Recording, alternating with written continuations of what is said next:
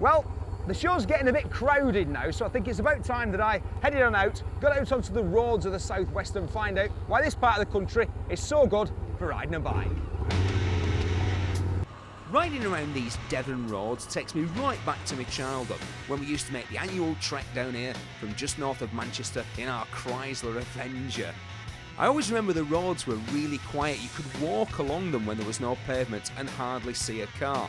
Now that's quite a few years ago now, but one thing that struck me was how quiet these roads still are, and quite well surfaced, although on some of them you have to kind of throttle back a bit because they're very narrow and you're not quite sure what's coming in the opposite direction. If it's somebody towing a caravan or a tractor, you could find yourself in big trouble. The Yamaha Bulldog though was just the bike for riding on these roads. It's hard to see what it's been built to compete with. A lot of people thought it might be a replacement for the venerable VMAX, which has been around for a good 15 years now, but it's a much tamer bike than that, with a very soft shaft drive 1100cc V-twin engine.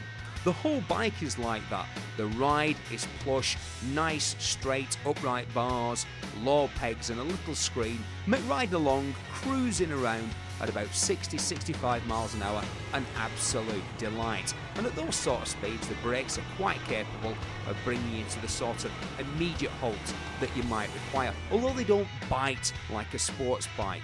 Again, the suspension is far more comfortable. Mind you, that might be just me coming off the Ducati 99S, a bike which is about as comfortable as a garden gate. But here we go, it's a nice bike to ride at the weekend if perhaps you don't ride a lot. It's been criticised for being a bit tame, a bulldog that lacks bite. But I think that weekend bikers who, again, maybe only ride maybe 8, 10, 12 times a year will find it a very friendly, accommodating motorcycle that's still quicker than almost every car you'll meet on the roads.